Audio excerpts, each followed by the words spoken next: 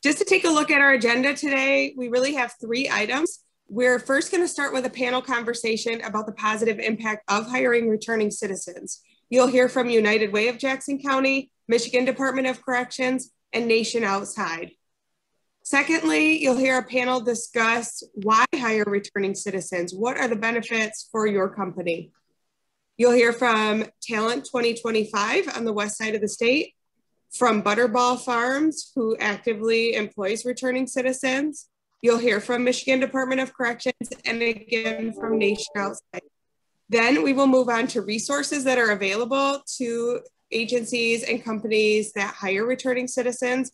You'll hear from the Society for HR Managers, from JobStar of United Way, Michigan Department of Corrections, and Jackson County MDHHS. After your mind is completely full of all that information, we will have a question and answer period and wrap up for today. So your time's important to us. We want to fill it with lots of information and hope to provide some value for you today. We're going to jump right in by starting with a video. This video highlights the experience of 2 returning citizens who live right here in Jackson County and their experience being employed.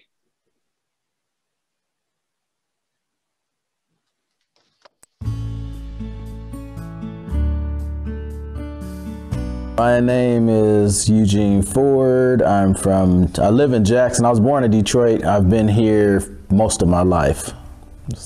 And I've been through foster care, most of my life. I have foster parents, which are here in Jackson, which are great parents. I grew up around Jackson. I went to Jackson High. I graduated in '90.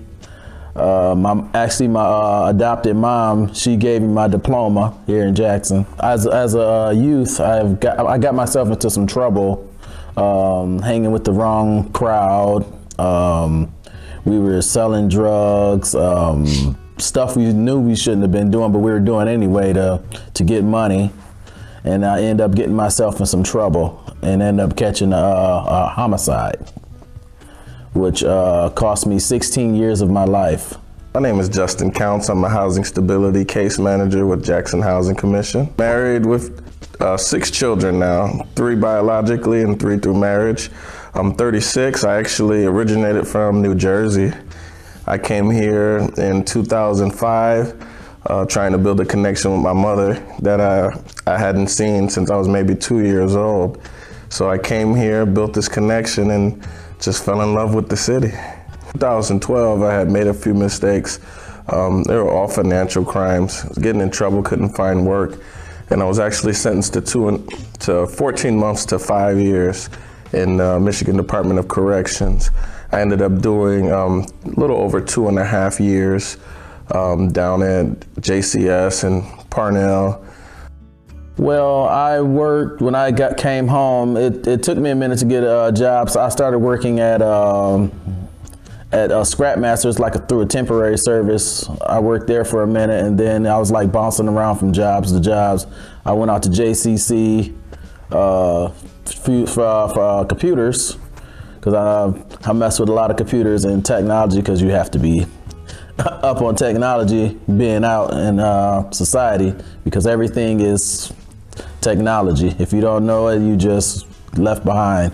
It was extremely difficult finding a job at first, and I was formerly in the United States Air Force. I was an aircraft mechanic, so I worked on planes. So I thought that I would be a good candidate to work for some of these companies. And what I was finding was that there was a blanket no felony policy where they wouldn't even take into consideration what the felony is, how long it was, or anything. It was just a flat out denial. People need jobs. Even though they've committed crimes or whatever, they still have families.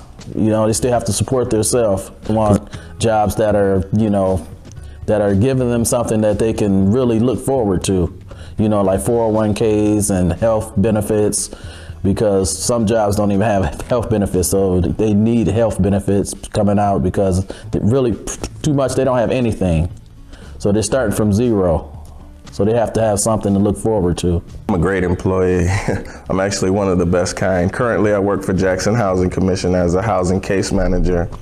And what that allows me to do is it allows me to bring any resource or do anything for our clients, our population, that will help them stay in their housing. Coming from places where I've come from, I kind of understand the population, the community, and the struggles that they go through. And I can come to them in a position where I'm not judging, not judgmental.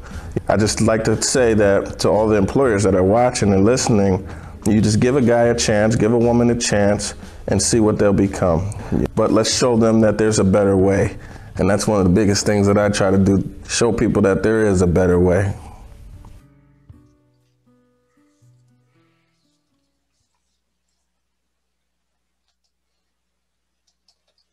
Thank you, Ebony. So it's good to hear from people who live in the community. Obviously, Michigan Department of Corrections works statewide, and I work with different communities across the state, but I live here in Jackson County, so it personally means something to me to see the people in our community be given a real chance at reestablishing themselves and creating a life for themselves. So the first person we're going to hear from on our panel is Ken Toll, the CEO of United Way of Jackson County. Thanks, Mariam. Great to see you all here today. Thanks for joining us. United Way is our community's way to organize and democratize philanthropy. We exist to help Jackson County meet its most urgent human service needs. We bring vision, innovation, and resources together to tackle the root causes of Jackson's biggest issues. For the past few years, our United Way has been laser focused on helping financially insecure households achieve stability and the hope of a better future for them and their children. Our goal is to get 5,000 households on a pathway to financial stability and help ALICE, those asset-limited, income-constrained employed households who are working hard but just can't get ahead. We've learned a whole lot along the way, often uncovering dysfunctional processes that are impeding progress. For example, our criminal justice system is designed to punish and reform offenders and then return them to society to live out their lives. However, our society, our communities across the nation and here in Jackson don't always help them. Landlords don't rent to them, employers do not hire them, neighbors do not welcome them. And we know that there are two things reentering citizens need to succeed at reintegration. Two things every one of these people need to avoid recidivating. Two things that the community must provide: stable, adequate housing and a job. Our system isn't working, and we're failing both the reentering citizens and our community because of that. Because United Way knows our community, we also know that all sorts of employers are seeking workers right now. There are huge numbers of entry-level positions open. Michigan is ending enhanced unemployment to incentivize people to take the open jobs. Yet reentering citizens are still unemployed all across the county. When United Way worked with the Chamber, Department of Health and Human Services, Michigan Works, and Family Service and Children's Aid to create a program to support ALICE and other struggling workers, we modeled that JobStar program on a program from West Michigan that have proven highly successful at helping reentering citizens retain and succeed at long-term employment.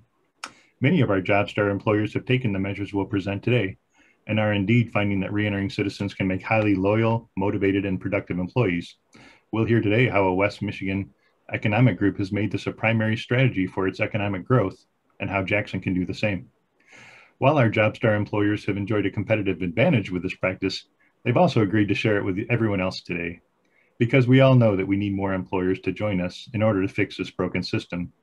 The United Way and JobStar are pleased to have worked with the Department of Corrections' great staff and some of the additional contributors you'll hear from soon to design this conversation today.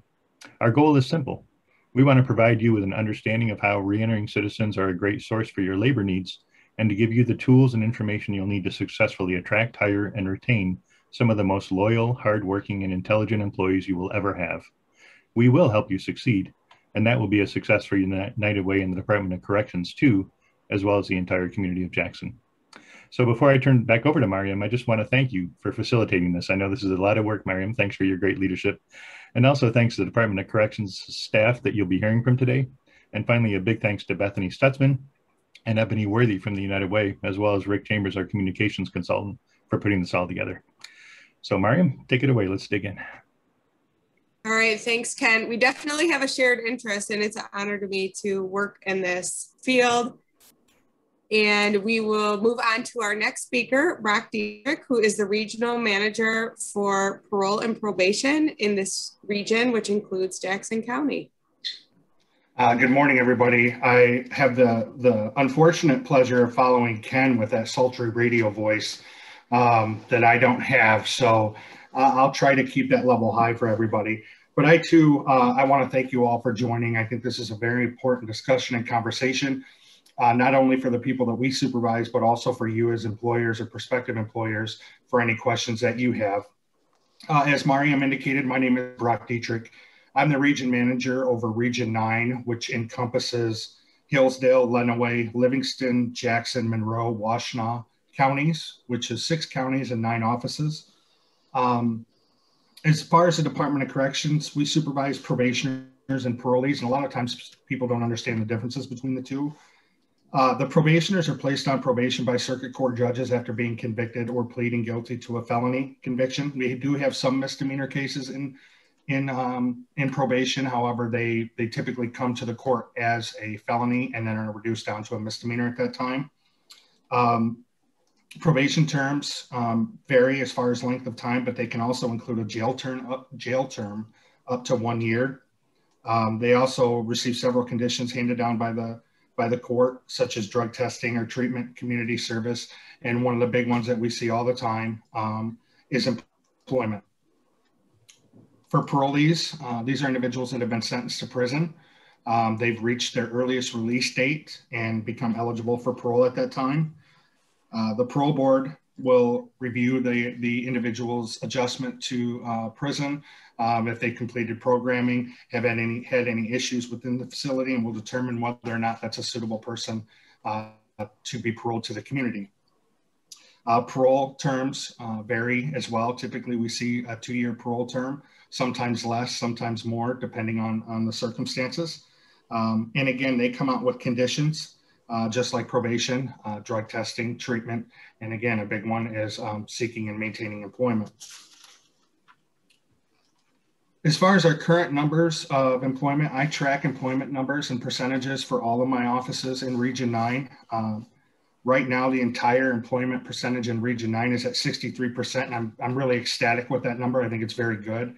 I've set a goal for Region 9 to reach 70 by the end of this year, and I think that's a high number, but I think it's also achievable.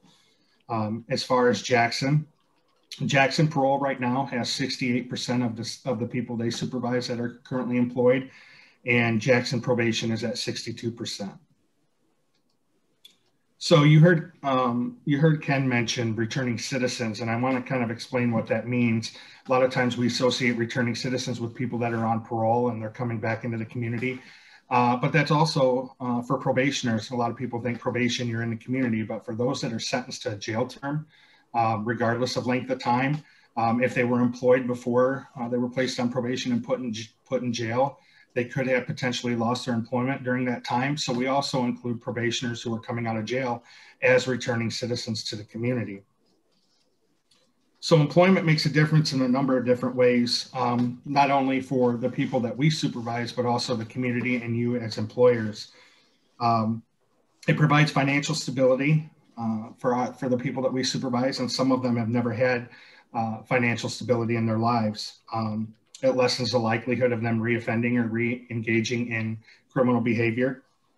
It leads to successful completion of parole and probation, which is our goal for them. We want everybody that's on under our jurisdiction on parole and probation to successfully complete their term and never come back. We tell people all the time, no offense, but we never want to see you again. That's really what our goal is. For the individuals themselves, it provides a sense of accomplishment. Some of them may have never had long-term employment. Some of them may have never had employment at all. So for them, it's an accomplishment, and they're very proud when they get work and they're able to maintain work. For you, the employer, I've been reading a lot right now in the news and seeing in the news that right now it's difficult to get people, to hire people for employment. So this is almost a perfect marriage, the way that I look at it. We have people that we want to get employed, that want to get employed, and you have a need to employ people. You'll see an increase when you're able to fill positions in productivity and profit. And also, as employers, I'm telling you, you may not believe it, or you may not have experienced it, but when you hire people that are coming out of prison or that are on probation, this is going to make you feel good. You are going to hear back from these individuals, and they will tell you how appreciative they are for the opportunity that you've given them. And you will find that a lot of the people that you employ that are under our jurisdiction will become some of the best employees that you will have. They appreciate the opportunity, and it's an opportunity some of them have never been given. You'll have an impact on changing somebody's life, and that's the biggest reward that as far as I feel within the Department of Corrections. If I can positively change somebody's life, that's a huge thing for me. And as far as citizens, we're all citizens of the state of Michigan. We get people employed, and they likely will not return, or the hope is that they don't return to crime and then or go to prison or return to prison. So that lessens the prison population. It costs a lot of money to house people in prison. As taxpayers, all of us are taxpayers. We can find other ways for our tax money to be spent rather than housing people in prison. And the last thing, it's good for the community. As you heard Mariam say, she's a resident of Jackson County. A majority of our people that go to prison will be coming out of prison and returning to the communities. So hiring them and having them employed has a huge impact, a positive impact on the community, and it welcomes them back to the community. So again, that's all I have. I want to again thank you guys all for joining. We hope that this is a beautiful partnership, and that you guys hire some of our folks. Thanks, Brock. That's what it's all about, is making an impact, a positive impact on individuals and the community. So our next speaker is Tony Gatt. He's the regional coordinator for Nation Outside, who advocates for returning citizens in the community. Good morning. How's everybody doing? Can everybody hear me? Awesome. I want to thank Ken and Miriam and Brock for their comments. As Miriam said, I'm Tony Gatt with Nation Outside. I'm the regional coordinator, or one of the regional coordinators. Nation Outside is a state-based organization made up of formerly incarcerated people. And we're unique in that way because we were founded by formerly incarcerated people. So we have that lived experience. And I just want to thank all the employers that had a chance to get on the webinar this morning, because this is really an important topic to have a conversation around.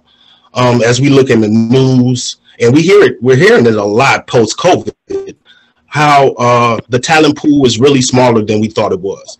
And employers across the state and in Jackson County are asking, where are all the employees? I hear background. There. Do you guys hear that background feed? Yes, Ebony, are you able to mute people who are not muted? Or if anybody notices that you're not on mute, if you could please mute yourself to keep our sound quality good. Thank you. Thank you. So I'll just keep going. As a formerly incarcerated person, I spent 20 years inside the Michigan Department of Corrections, and from 1995 to 2015, and I know how difficult it is to find employment upon release. And one of the things that I think employers should really think about today is finding some creative ways. That's actually sounds like I'm sorry. Yes, it is quite difficult to speak when you hear your own echo. Okay, can you guys hear me now? Okay, so really good. Thank you. And I was talking about maybe hoping that the employers on the webinar today would think about finding some creative ways to lower the barriers that people with criminal histories face when looking for a job. I can recall when I was released in May of 1995, I didn't find a stable job until September. And I'm telling you, there was a lot of stress involved there. I came home to a wife and a stepchild, and I had no idea how difficult it was going to be to find a job. And what I found was that not only were staffing agencies unwilling to staff me because I had a violent offense, but companies were unwilling to hire me. Some told me to come back after I got off parole, but my parole requirement was that I find employment. And so I ended up having to go, and I know my time is limited, I ended up having to go to a staffing agency that hired day laborers. So I had to go there every day, show up every morning, sign in, and sometimes you would get a job for 2 days, and sometimes for 3 days, sometimes for 1 day, and you got lucky if you got a job for a week. This type of hurdle, right, is not good for people with criminal histories trying to get their life back together, nor is it good for the community. Employers have a chance to do something about that today. Thank you. Thank you, Tony, for being willing to share your personal story and put a face on our topic today. I think you mentioned something that's really important, is that we're not asking employers to do something that's not in their best interest, but just to lower the barrier and expand your pool of potential applicants. Several years ago, the department started working with a company, a trucking company out of Hudsonville, Michigan, called ALTL Trucking. Their president, Claren Lau, approached the department and said, we want to, as a company, start hiring people who are getting out of prison and give them a chance at career employment as a truck driver. He's not able to be here with us today, but he did help us create this video, which highlights a returning citizen who was hired by ALTL. Originally, when the company approached the Department of Corrections about working together, they said, we don't want to work with anybody who has a violent offense, which on the surface made sense to them as a company. However, with the experience that we had in the department, we know that sometimes people with a violent offense are one-time offenders who have a very low chance of committing the same crime again. We said, instead, would you be willing to take people on an individual case-by-case basis and determine whether you think they would be a good employee? So we did some pre-screening for ALTL. The first person that they hired did have a violent offense, and he jokes about this now. He says he came back to the department and said, only send us people with violent offenses from here on out. This guy's one of our best employees, and we plan on keeping him. So everybody that we have sent to ALTL likes working for their company, has stayed with them over their initial year probationary period of employment. And this video highlights one story.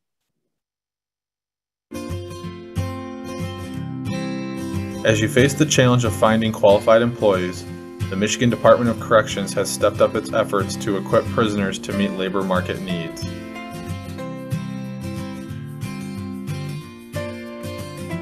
I think this is long-term a good solution for filling the void in the driver industry or in the trucking industry where we have a shortage of drivers. And as I started talking with the folks at the Department of Corrections, begin to realize that each person is an individual and there's a story behind each person. Throughout the department, employment counselors help inmates prepare for employment. Select students will receive a certificate of employability, which lets employers know of their exceptional employment readiness. When I was getting ready to parole, I was really concerned about finding sustainable employment, and parole office came and asked me if I'd be interested in truck driving. I said, absolutely. When returning citizens are able to gain sustainable employment, they are able to become productive citizens and make our communities safer. I've been able to get my feet back under me. I'm extremely grateful for this opportunity. The Michigan Department of Corrections offers numerous educational and vocational opportunities statewide. The most exciting new venture is the creation of the vocational villages. There are additional incentives available to employers who hire returning citizens. For more information, please visit www.michigan.gov/VocaVillage.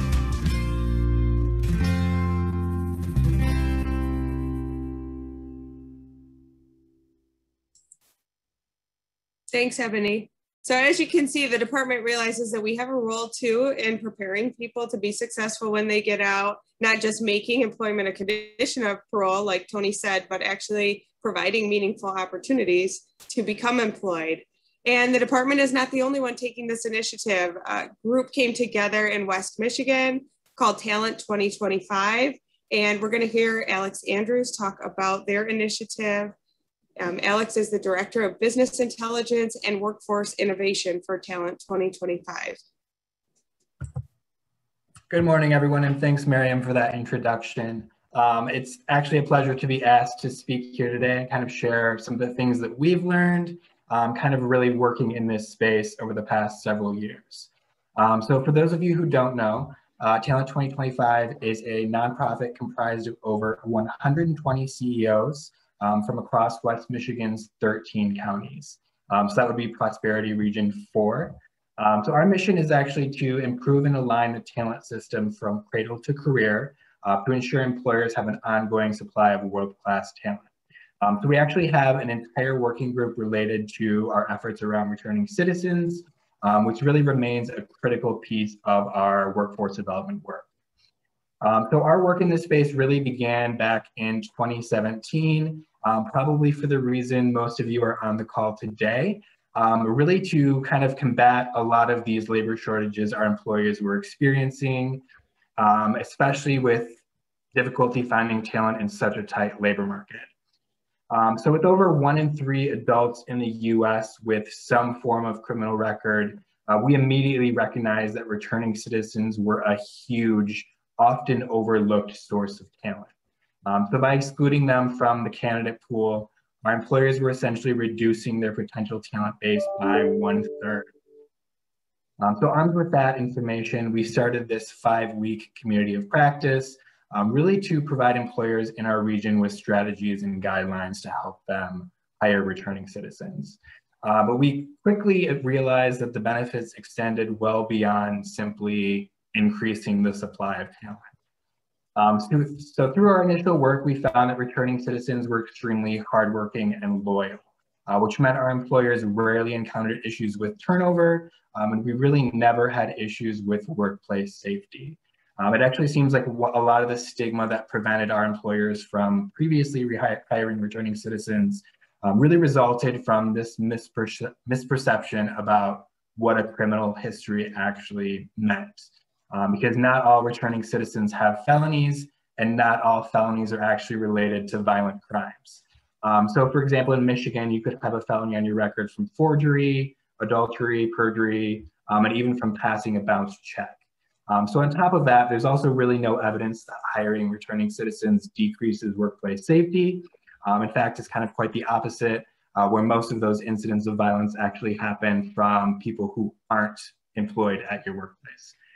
But there are incentives in place through the federal bonding program to protect employers from property or monetary loss, for those of you who might be concerned about those risks. But I'll leave it to Christine to explain more about that a little bit later on.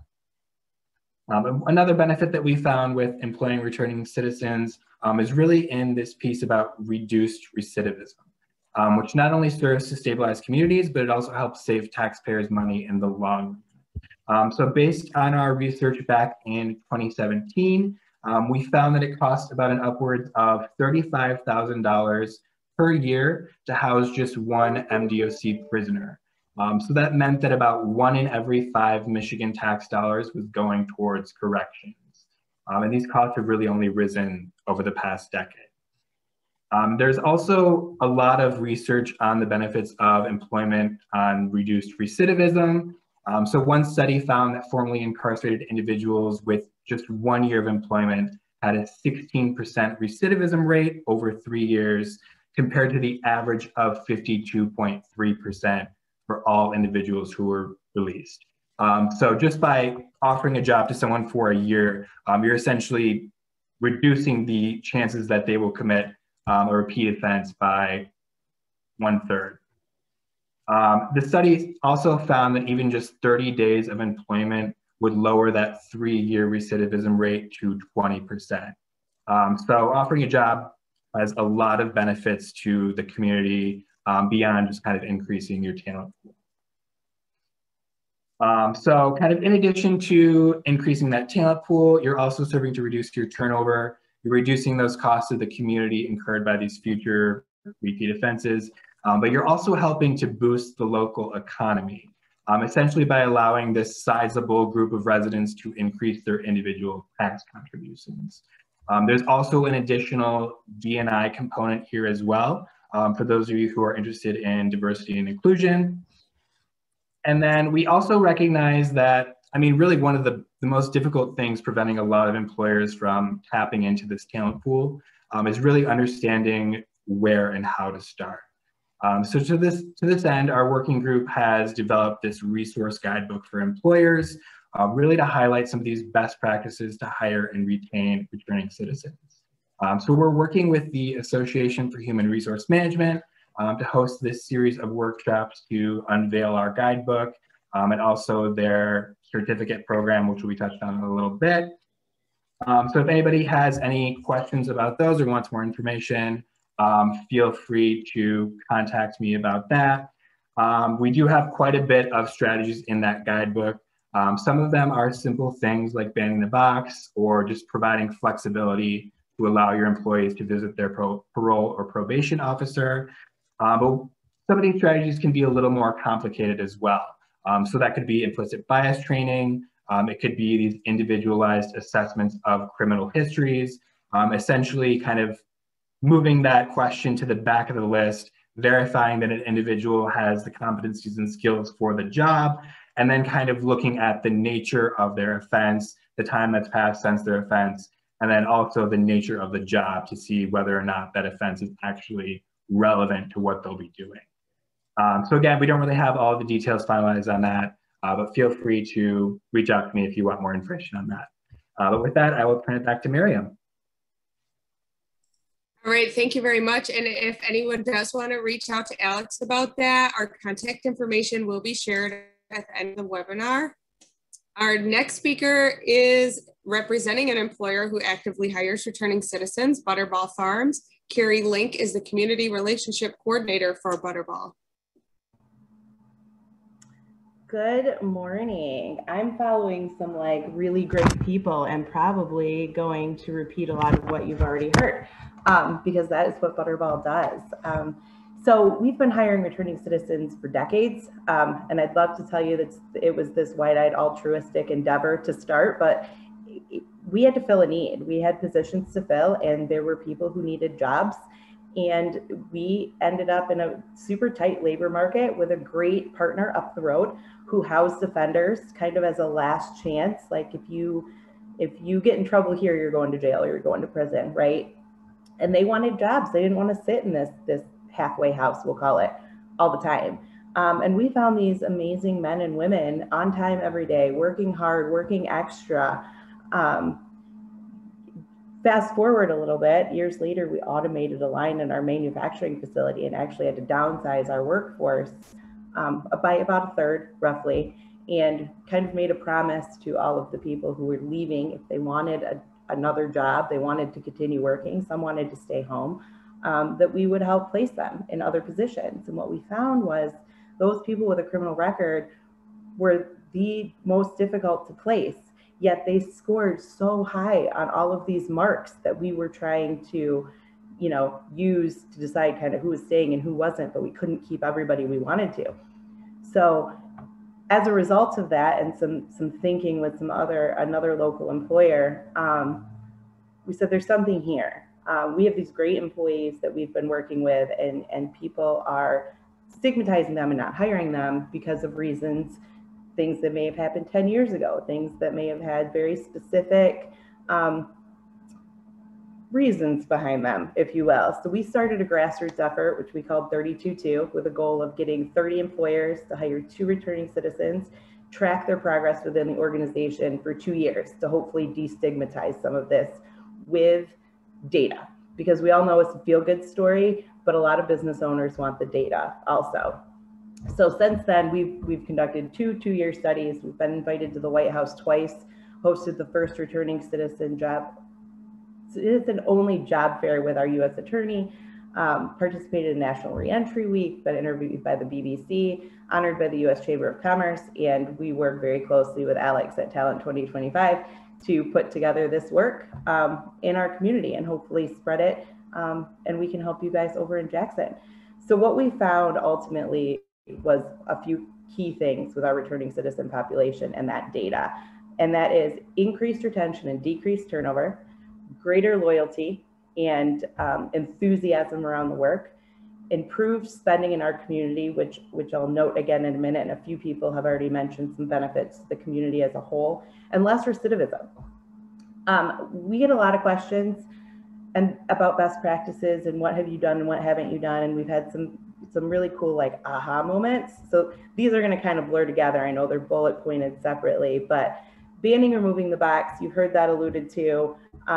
You've probably heard of it. We opt to move the box, which is we do not ask anyone on their application about a criminal history. Until someone is being offered a job, we don't ask about criminal history. And if someone has a criminal history, we sit down and have a one-on-one conversation with an individual about the circumstances surrounding that criminal involvement, right? How long has it been since they were released? What have they done since they were released? Do they have a good support system? Because, and not that any of that necessarily disqualifies somebody, but we may be able to offer some of these supports or have people that do for those that need it. We've been asked a lot about whether or not we have safety concerns, liability concerns, we have conflict amongst employees, and the answer is no. Things happen at work, right? But we've never had these like great fights or rivalries amongst, you know, people who were formerly in gangs, or all of the things that you think about or see in the movies don't happen. And things that do happen, sometimes they're not are people with a criminal record. Sometimes they're other employees. So we have to remember everybody's coming to work with something, and their criminal record from 12 years ago probably doesn't matter whether or not somebody parked close to them in the parking lot and they got mad. It has nothing to do with one another. And the truth is we have more turnover issues with the people who don't have a criminal record than those who do. We also get asked a lot about other employees' reactions, people without a criminal record, once we start hiring people with a criminal record. We would encourage you to openly share your hiring practice. Obviously don't share any individual information about a person that you're hiring, much like you wouldn't share someone's sexual orientation or their religious values or anything like that. But what we've found is having an open culture and really recognizing second chances and wanting to promote people and treating everyone the same from the moment they get hired has built a culture of acceptance within our organization. And we've actually been applauded kind of nationally by some of our suppliers in our community for doing this work. We don't hire someone and other them. We hire someone because they're the best person for the job, despite what happened in their past, despite what might happen tomorrow.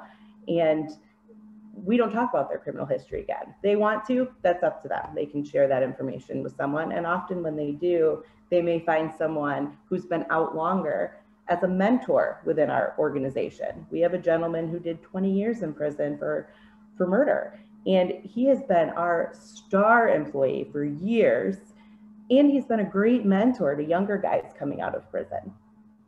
So just a few things I would note, and that's educate your HR staff. It can be an emotional decision, so make sure that the person who's doing the hiring understands the EEOC guidelines. A blanket ban is not okay on all felonies, just understanding what your industry allows and doesn't allow, because while we're a manufacturing facility, we probably have more flexibility in who we can hire than say the hospital down the street, but that hospital down the street can hire people with a criminal background. So it's not this blanket, well, you can't be in medical, I can't be in education. A lot of people have noted the enlarged talent pool, which is huge, with 30% of our country having a criminal record. We have more people in the US with a criminal record than a college degree. It's important to enlarge that talent pool and consider all of our options, especially with all of the additional training programs within correctional facilities, just like the vocational village just noted. people are coming out with more skills than people who have never done time. It's actually quite amazing. And then a few other aha moments, and I think Alex kind of mentioned, you know, what does it actually mean to have a felony? We see violent crime on an iChat report or something like that. It doesn't always mean what we think it means, and everyone with a felony isn't a violent offender. So it's really important to understand here in Michigan what it means to have a felony, and if you are in a different state, what that state's stipulations are around a felony. The impact on the community is huge, and what it does for families. You know, we give people these collateral consequences as a second sentence to coming out of prison, and all of a sudden there's no housing, there's no education, there's no benefits, there's no scholarships, but we want people to be taxpayers and not tax burdens. So let's give them a chance to do that. And then a big partner for us is we utilize the source. You guys have the United Way, is help people with barriers. And that's all employees, not just those with a criminal record. All of our people come to work with something. And for some people, it may be heavier than a criminal record, but we just don't know. So trusted, knowledgeable relationships that are confidential resources for your employees is huge for the individual, the family, and your workplace, because they really help keep those individuals at work. So that's all I have in a nutshell, but we could talk for days. If you have any questions, let me know. Thank you, Carrie. I think besides the benefits to employers, a big takeaway that you mentioned is that these are people with families and children and neighbors, and the benefits extend far beyond the employer and the employee, but to the next generation and to the people living in that neighborhood. So that's really important for us to consider. Next, we have Christine Nelson, who also works for the Department of Corrections, and will share some of the financial incentives that are available to employers.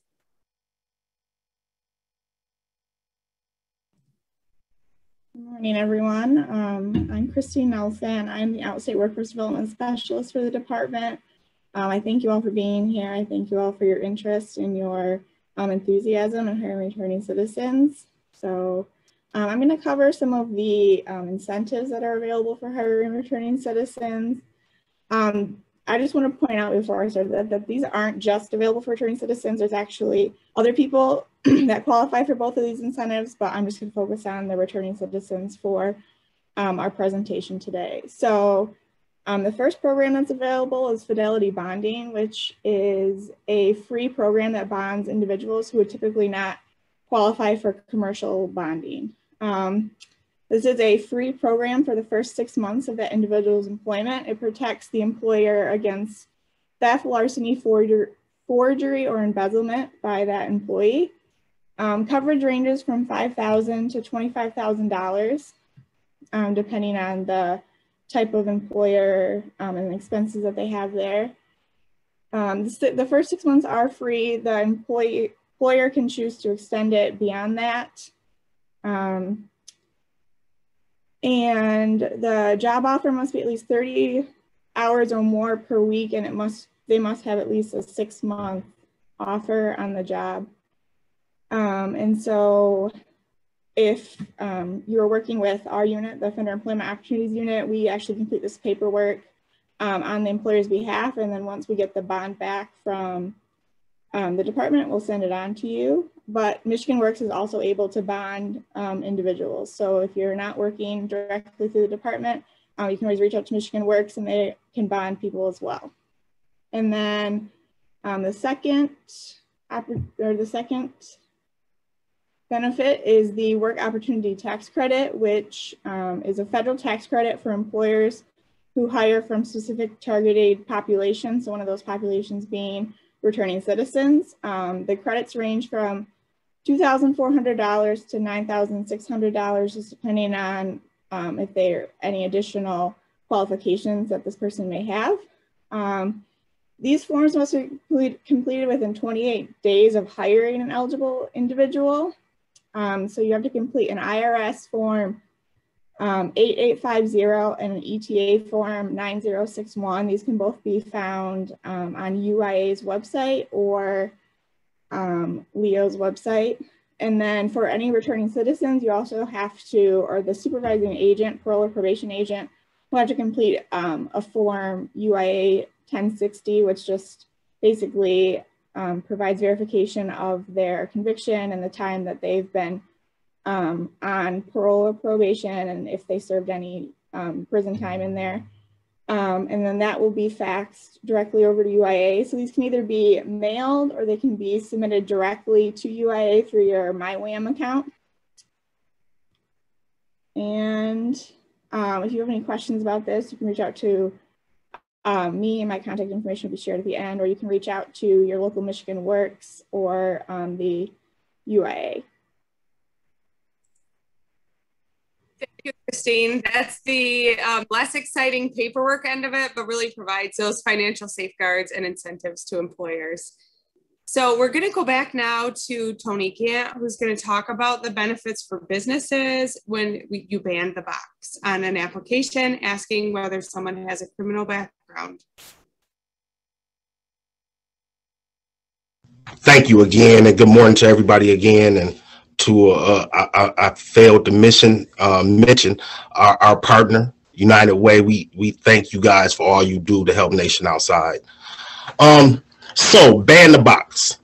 For Nation Outside, one of the things we believe in firmly is that people, employers or people in power, whether it be landlords, etc., should learn to see people as people first. And so what we mean by seeing people as people first is that you view the person first as the person with their talent or their skill set, and that you think about the criminal history if you need to later in that process. So what we're asking employers to do in the Jackson County area is voluntarily ban the box. And it seems like a big deal, but it's really not, because it doesn't mean that you have to hire people with criminal histories. It just means that you do that criminal record search later in the process. And what we think you'll learn if you do it later in the process is that you have a great man or woman sitting in front of you, absent the criminal record. And to add to that, what's really important is, as I mentioned before, when I finally got that full-time job in September, it was with a company that was willing to take a risk. I had a violent offense, and most companies don't want to hire people that have violent convictions. I worked at that company, Quality Dairy, from 2015 to 2019, and over that period of time, I proved myself as one of the hardest workers there. I was ultimately the supervisor over the largest contract that the company had. I ended up becoming a low-level supervisor with that company before I left to do this work, which is close to my heart. What I'm trying to say to the employers is that hiring people with criminal records is good for you. It's not charity. We're not asking you to do charity. We're saying this is good for you. You're going to find great workers, great employees that will be loyal to your company, that will ultimately be a benefit to your company. It's also a win-win because you're giving people a second chance. It's also a win-win because we stop recidivism, we lower it, and we create safer communities. So again, voluntarily banning the box is good for you. And I want you to think about this. As a person with a criminal history, right? After you've been rejected so many times and you look at that application and you see that box and you see that question, it's almost like in your gut, you know, like, yeah, if I check this and put this down here, I'm not going to get that call. You are reducing the pool of great candidates with that box. Ban the box. Thank you. It's really powerful, Tony. We're just asking that the process be done for checking for a criminal background later on down the line after people are treated as people first. I'm pretty sure none of us would want to include on a job application the worst mistake we've ever made and have to close that as an introduction to who we are as a person. So it's important information, but it's not who we are today. Next, we have Doug Scott, Human Resource Manager for Industrial Steel Treating, to talk about hiring returning citizens from an HR perspective. Good morning. I'm proud to say that we are a local company here in Jackson that does support the hiring of returning citizens.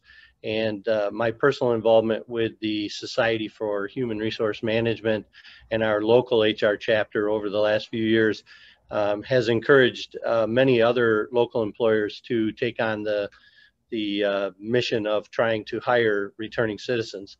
A couple of areas that I would like to hit on. From a national standpoint, the Society for Human Resource Management started an initiative back in 2019 called Getting Talent Back to Work, with a specific focus on the returning citizens. Unfortunately, we hit COVID in 2020, so nobody hired anybody, or very few people. But we are back with force trying to promote this initiative and get local employers and employers around the state to give consideration to getting talent back to work. The SHRM website, which is shrm.org, has a toolbox, a toolkit, as Alex referred to earlier, that contains a certification program recognizing employers who are willing to work with returning citizens. They published a report in 2021, earlier this year, that gave some statistics, which I think are very revealing in terms of where our mindset is and what the performance level is on on the returning citizens. In that report, they mentioned that 81% of business leaders and 85% of human resource professionals believe workers with a criminal background perform their jobs at the same level or better than workers without criminal records. They indicated that 4 out of 5, or 81% of human resource professionals, believe the quality of a hire with hiring a worker with a criminal background is the same or better than workers without a criminal background, and that's up from 67% in 2018. 81% of human resource professionals felt that the cost of hire per worker with criminal backgrounds was about the same or less than workers with criminal backgrounds, and that is up from 74% in 2018. And finally, there are many other statistics in this report, but 66%, or nearly 2/3 of human resource professionals, said that they would be willing to work with individuals with criminal records. And that's up from 49% who said they were willing to work with people with criminal records in 2018. So we're being educated, and we're being taught through experience that working with people with criminal backgrounds is a good investment and a safe bet. One of the other things that SHRM has in their toolkit is identifying the barriers and stigmas around surrounding individuals with criminal records. And this is good information because many of us have preconceived notions or preconceived biases regarding people with backgrounds, and we've talked plenty of about that today. And those biases are often from our own personal experiences, or experiences that we think we understand from other people's experiences. And I think we really need to focus on getting our own experiences and working to alleviate some of the misconceptions that we have about hiring workers with criminal background records. And finally, this South Central Human Resource Management Association, or SHRMA, is the local human resource program here in the Jackson area. And over the last couple of years, we have partnered with Michigan Works and the Department of Corrections, and we've toured the vocational village out on Parnell Road at the Parnell facility. And this is a very eye-opening tour to understand what the Michigan Department of Corrections is doing to help returning citizens find employment. And I know we've talked a little bit more about this, and the video mentioned it too, but they require people in this program to come to work on time, to be there every day. They get bounced from the program if they start to have performance-related issues or attendance related issues, and they really develop them into good performing employees. If you contact the Department of Corrections, they can send you an email regularly with the list of returning citizens and their credentials, and it is just a great list of potential resources for hiring.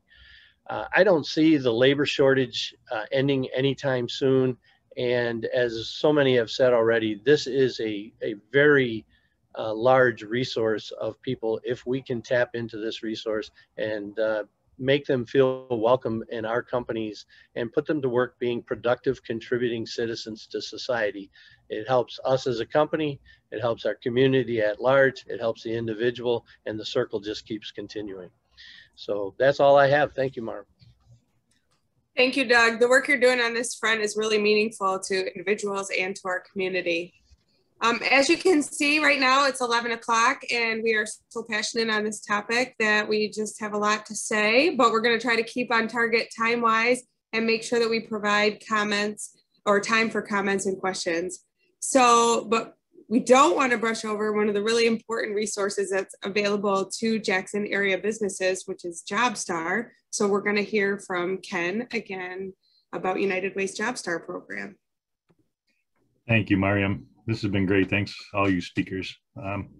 So as I explained earlier, United Way's job is to fix problems that will improve lives across our community. We're deeply concerned about those who can't work and need assistance. And we're also deeply concerned about those who can and do work, often working very hard, but still do not earn enough to fully provide for their families. Unfortunately, this is getting more and more common. More than 4 out of every 10 households in Jackson County and more than 6 out of every 10 in the city of Jackson do not earn enough to make ends meet. There's a lot of different reasons for that. It's a complex problem, and so we need a lot of different solutions.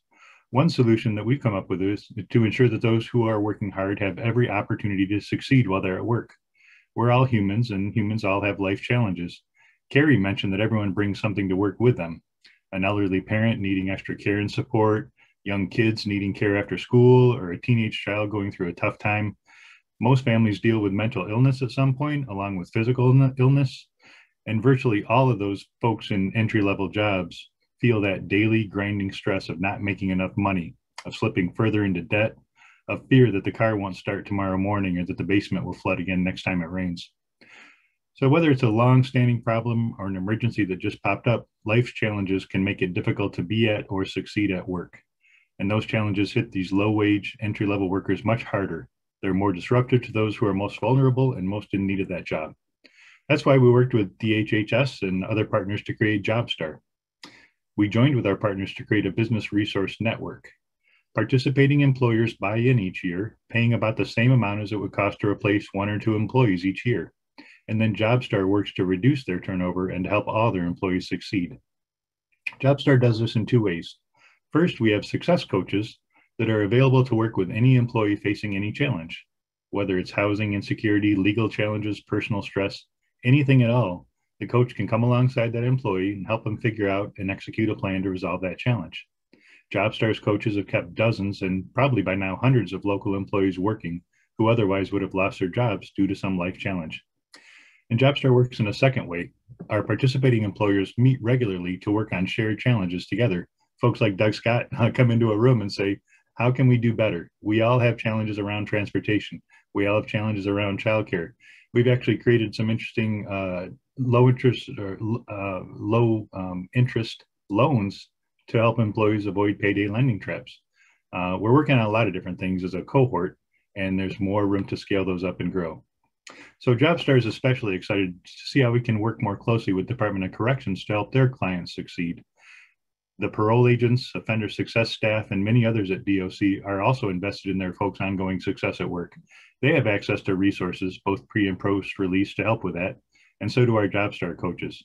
So by working more together, working more closely together and fully supporting these folks, we can ensure that they become those responsible, productive, and reliable employees we've been talking about.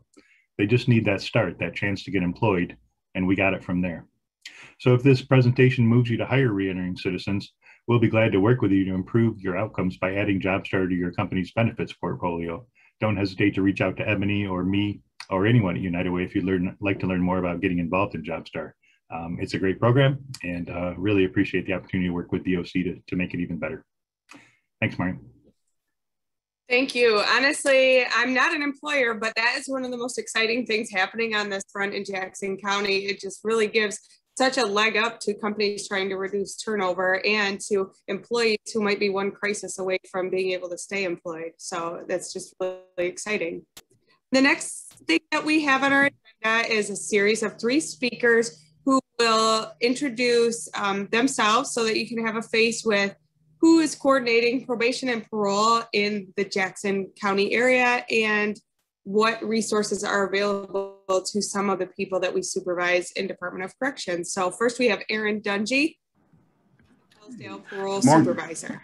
Good morning, everyone. I'd like to thank everybody for coming out today. This is an awesome thing we're doing.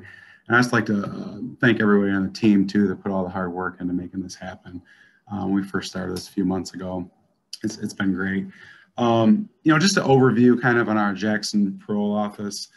We currently supervise around 170 returning citizens in the Jackson area.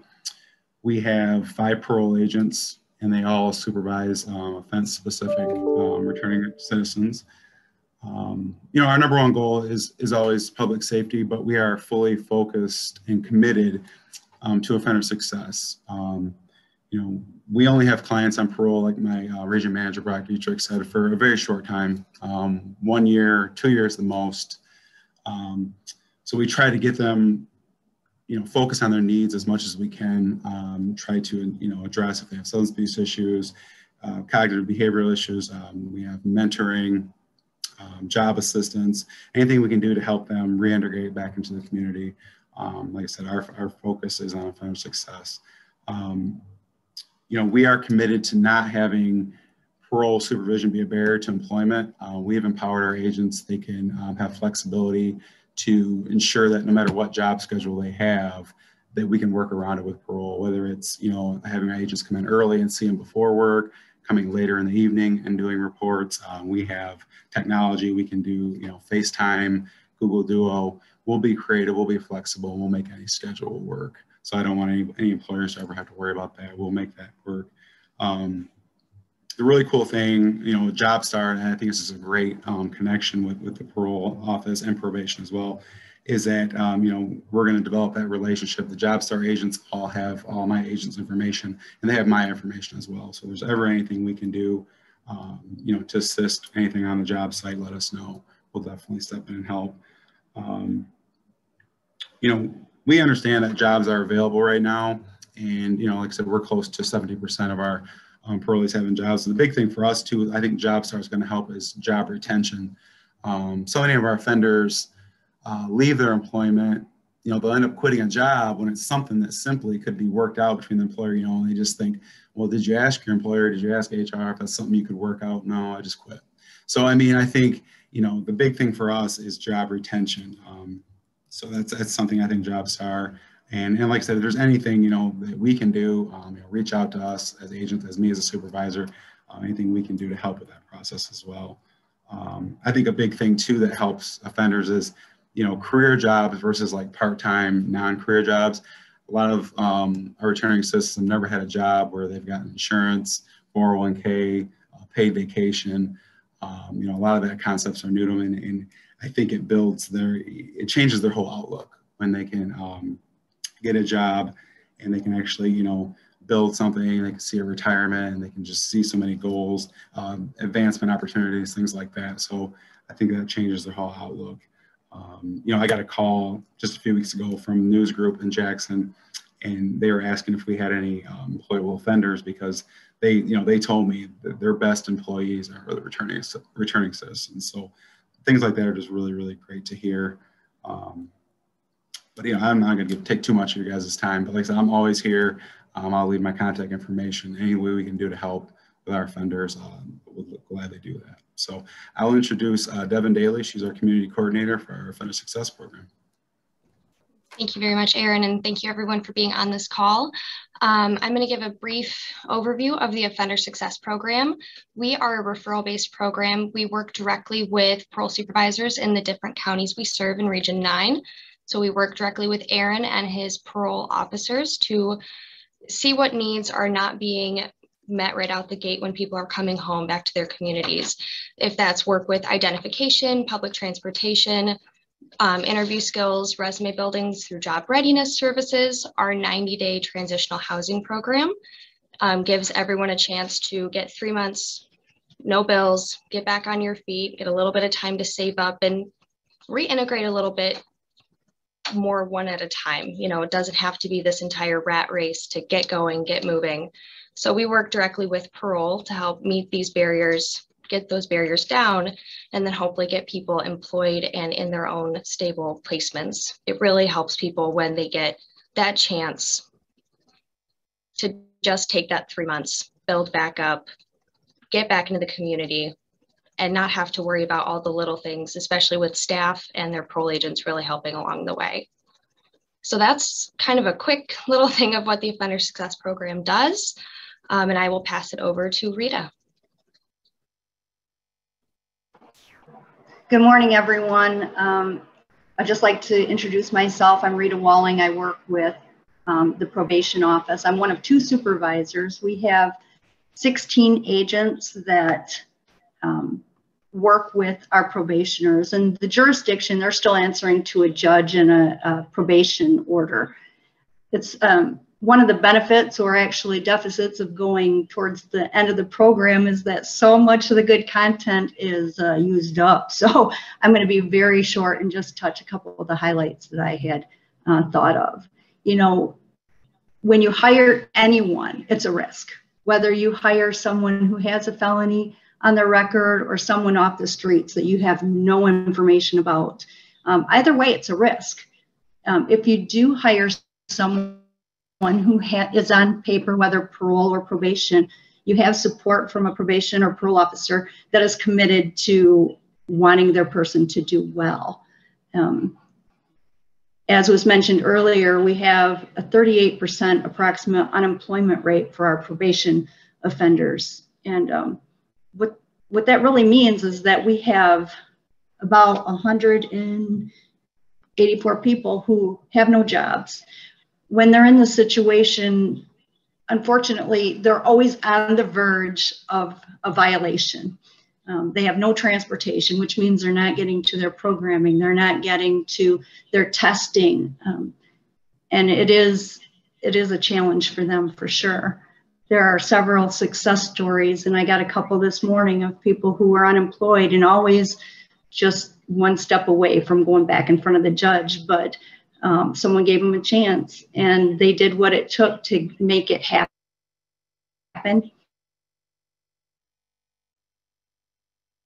Get to work, show up for work as many hours as they could, and worked up through management positions. So those are success stories, and that's what we're looking for. And as Aaron said, we're always going to put public safety first.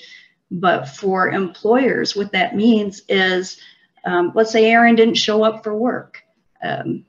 Give that agent a call, work with JobStar. You can address those concerns early in a person's employment rather than, you know, being to the point of frustration where you're done with them or they quit.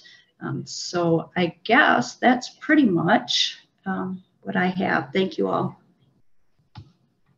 Thank you to the 3 of you. And really, agents and offender success are a resource to any of your employees who are currently on supervision. Finally, we're rounding out our presentation with some information that highlights a theme we've heard today about treating each person as an individual.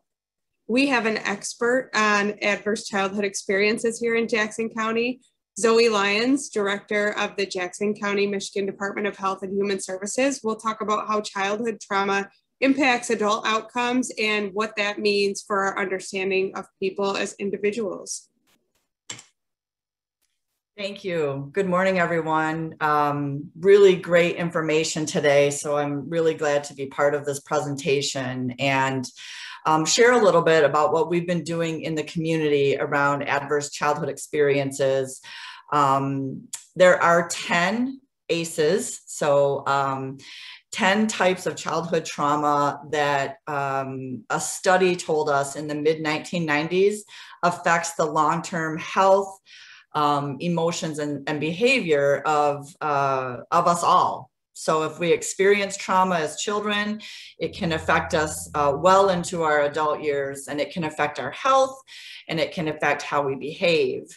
And one of the things that we know is that early childhood trauma literally can change our brain development.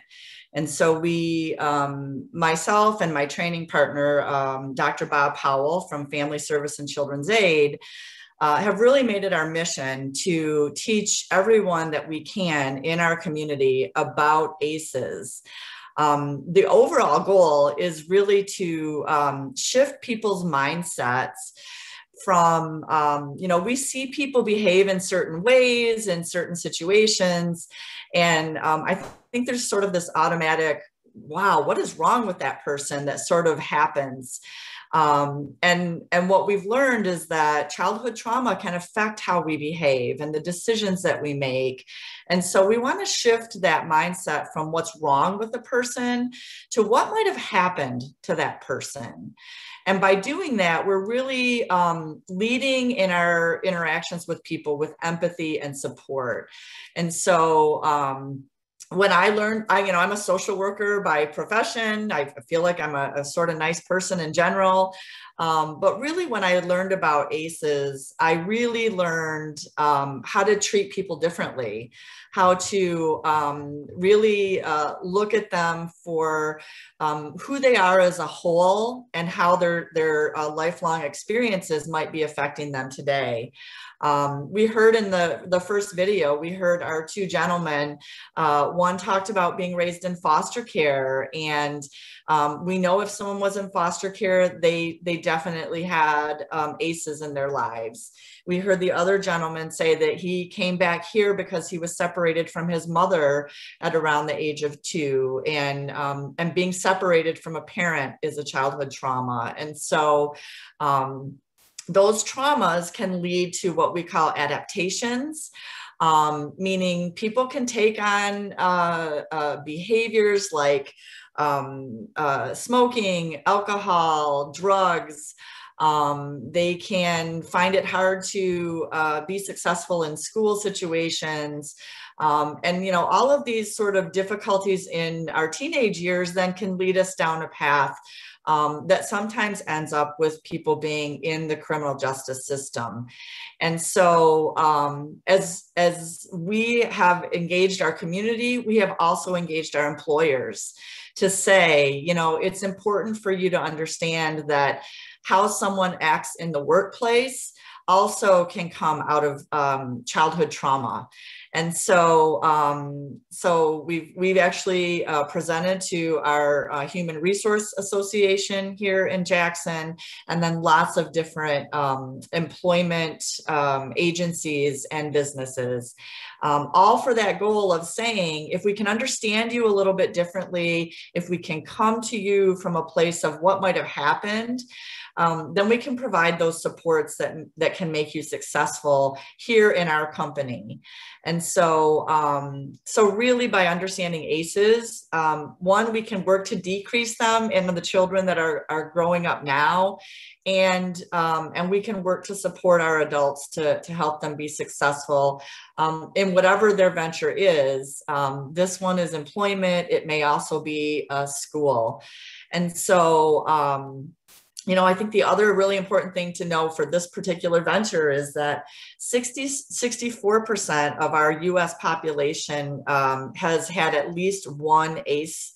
And we know that 97% of our prison population has had at least one ACE in their lives. And so, as we start to work with our returning citizens, it's going to be really critical that that they know that they have support and learn about this work as well. So we have lots of opportunities to do this training and to work with folks on the resources that can help move people forward, and really looking forward to how we can engage with all of you around this work as well. So thank you very much. Thank you, Zoe. I think it's so visionary, the amount of effort that you and Dr. Powell have put into training people in the Jackson area. That's not something that's available or even on the radar across the country, but this was a groundbreaking study that needs attention. And I personally took the training a couple of years ago. I could probably take it about once a year and still keep learning. So I appreciate personally the work that you do on that for our community. All right, folks, we survived. You made it through that barrage of information and testimonial. I hope that you found a lot of the content really useful and relevant. And I hope that it caused you to think maybe things that you're gonna do, action steps that you might take after the meeting, and also questions that you might have right now. So Rick Chambers is the marketing and communication lead for the United Way of Jackson County, who will facilitate a question and answer period. You can open up the chat, enter your comments and your questions, and anybody who's still on the call will be available. Any of our panelists will be available to answer those questions. And just a reminder, like I said, we will share contact information for today's speakers so that you can make contact with them after the webinar. All right. Good morning, everyone. Thank you, Mariam, for the nice introduction. And I don't think we sent an agenda that laid out precisely how long this would go, other than the 90 minutes. I think at one point we did say that we were aiming at giving you a full half hour for Q&A, but we had so much content today that hopefully you all have felt that this time has flown by. I'll tell you what, Marvel movies have nothing on us today. So that's kind of awesome. But we would like you to use the chat function if you have a question. And even if we don't get to it today, I'm actually going to ask Bethany, who's on the call, to just copy and paste those questions out of the chat into a document. And then we will work with our speakers to get answers back to you. So no question will go unanswered, if only in the next 10 minutes or so. But we will make a follow-up on that. And so to get you going, to get the juices flowing for your questions and so forth, let's start with a couple that we had up front, and I will be focusing on a couple of people to answer these. This one is going to go, I'd like in this order, folks to answer: Doug and Alex and Carrie. And this question is, how should employers create a company culture so that they can recruit and hire returning citizens without causing tension with existing employees? So Doug, I'll put you on the spot. If you can start the response there, and we'll follow up with Alex and Carrie. Well, I think education is by far the first step that needs to be taken. You need, first of all, to get the support of upper level management so that it is not just a human resource initiative. It needs to be supported at all levels, and then sit down with your employees and tell them that this is an initiative that we're going to move forward with. We're not going to necessarily make them aware of any of the background of our employees. We don't do that with medical history. We don't do that with other issues that employees bring to the company. So they need to be aware of that. Our employees are remarkably resourceful. They love to search out people, and they will go to D12, they'll go to other resources and find the backgrounds. I dissuade that and often take a more aggressive approach to discourage that kind of behavior, especially when it starts to become something that's talked about in the shop. But basically, I would say you start by educating the employees that this is something as a company we feel is right and appropriate, and we want their support, and we will answer their questions as they come up, and we have full support of upper management. Yeah, so I completely agree with everything that Doug said, especially the piece about education and really securing the buy-in from, I mean, really everyone at every level of the company. I think I would just like to add to that the kind of critical nature of flexibility. So we know that everyone deals with barriers to employment, whether that's childcare, transportation, whatever that is. But they're usually a little more compounded with our returning citizens. So it's kind of critical to acknowledge that oftentimes they might have to work, or they might have to skip work for a few hours to go visit their probation parole officer, whatever the circumstances might be. So just kind of trust that they're kind of handling their own things, and be flexible and acknowledge so that they do have some of these additional barriers that they're working through, and really kind of try to provide those resources to support them, and make them feel like you really understand where they're coming from. You're kind of willing to accommodate some of those additional barriers or needs that they might have. Yeah, so I will echo what both Alex and Doug have said and say it needs to be a leader-driven initiative that has buy-in from management of all levels. Education is hugely important, especially for your HR staff, but also some of those intricacies for your entire staff. Like, what does it actually mean if somebody has a felony? Because we all go to ex-con movie type things and shoot 'em ups and violent rapes, and that's not always the case. The other piece of that is we have returning citizens working for us who have both gotten out of prison in the last year and may have a conviction from 12 years ago. So there are some best practices around, especially if you're going to start a program like this, is maybe you don't take somebody who got out yesterday, maybe you take somebody that just has a conviction and see how important it is that these people have jobs. And then I would say the last piece is letting your whole staff know that you're not going to negligently hire people, right? We're not going to hire somebody with a DUI to drive a school bus. We're not going to hire somebody with a sex offense to work in a school.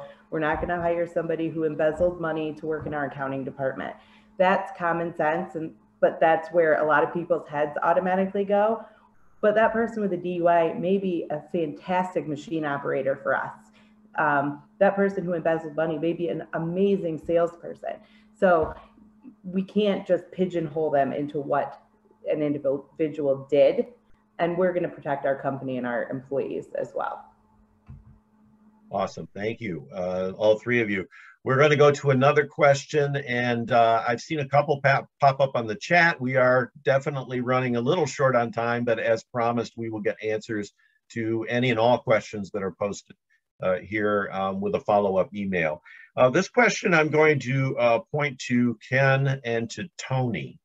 I'm wondering if you can share what's your vision for a community that freely hires returning citizens. What does that look like for them, for their families, for business, and for the community as a whole? Ken, would you start us off? It looks like nirvana to me, Rick. It looks like a place where there are opportunities for people to succeed. I learned long ago in the human service field, a lot of life is about hope. And that if people really believe that they have opportunities, they will work their tails off to get there. They want to take care of themselves and their families and achieve great things. But if they don't have hope, they don't believe there's opportunities, that's when people give up and start making bad choices and things go downhill very quickly. So if we can truly create this community where folks have those opportunities, where regardless of some past decisions and mistakes you made, you still have opportunities to work hard and get ahead, then I think we're in great shape. That's exactly the community that I think we're trying to work for. I'll let Tony be a little more eloquent. And briefly, and absolutely not, I'm going to just echo what Ken said in a lot of ways. Hope is a very powerful motivation. And when you take that away from people and create like a hopeless pool of people, you see a lot of negative consequences in that community. And so the possibility of, you know, as I think Aaron talked about, a 401k and retirement plan and being able to take vacations, this is alien to some people. And so when you give them that hope, that ability to be like, well, I'm going to take 2 weeks off, I'm about to go, it's just life-changing. And it's a way to create better outcomes for people, individuals, and the community itself. Thank you, gentlemen. And while we're running quickly out of time, we did get a request. So this isn't exactly a question, but an opportunity, I guess, from one of our participants, Thomas Burke, who's with Save Our Youth, had asked if he could take just a moment to share kind of his perspective. And so, Thomas, if you want to unmute and just very briefly, for sake of time, just share a little bit of your perspective on this topic. Yes, good morning. Thank you for giving me this opportunity to share my insight. I'm an experienced cell block officer. I've been working with the Department of Corrections. As of this year, next 2 days from now, this Thursday, I will have 34 years in. I will be officially retired this Thursday from the Michigan Department of Corrections. So I wanted to share with you my insight on being a cell block officer and working with the prisoners. Understanding that I would like for the panel to understand and the participants to understand that prisoners actually start building work ethics right there inside the prison. They are actually hired in the kitchen, they are hired in the factories, they are hired in cell blocks, they are hired in the yard to do landscaping, et cetera, et cetera. So prisoners, they know exactly what work ethics are before they come out as a returning citizen. So I just wanted to kind of help this panel and the participants understand that prisoners build work ethics. Some prisoners build work ethics before they return to society. Great, thank you, Thomas. And with that, again, for the sake of time, I'll turn it back to Mariam, and we will wrap up our time together. Thank all of you, all the panelists, for your willingness to answer questions, and look forward to really moving forward with some neat things from this event. Well, I'll just close by thanking all of our participants. Thank you for taking time out of your day and a year or more than a year where we have all sat in on lots of webinars. I hope that you found this one helpful and valuable. And if not, I hope it at least gave you a 90-minute break from a busy day. And I want to thank all of our panelists for being willing to speak. I was the voice of the webinar, but I did not do the heavy lifting. Much of that was done by Bethany and by Rick and by Ken and by Ebony and all of the panelists that you heard today. Some of the panelists, believe it or not, don't actually like speaking in front of people, but we're willing to do so because we think that this is just really important and critical for our community. Thank you for the people from outside of our region who are willing to share what's going on, like Alex and Carrie. Thank you to Tony and to others who shared your personal experience and put a face on the work that we're talking about. And thank you to everybody who's already doing this work in the community.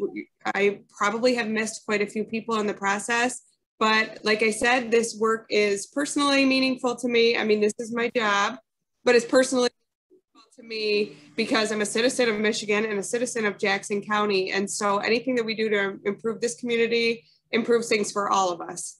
So I hope that you will take the contact information that's being shared, build some bridges, network, and keep this work moving forward. And if you know anybody who would be interested in doing this type of thing, looking at hiring returning citizens or increasing efforts in that area, banning the box, please share this webinar when it comes out by email. Forward it, share it. I hate the way that my voice sounds on recordings. Probably a lot of people feel that way, but I just really hate it. But I still think that everybody should share this webinar and just put that fact aside. So enjoy the rest of your day and thank you.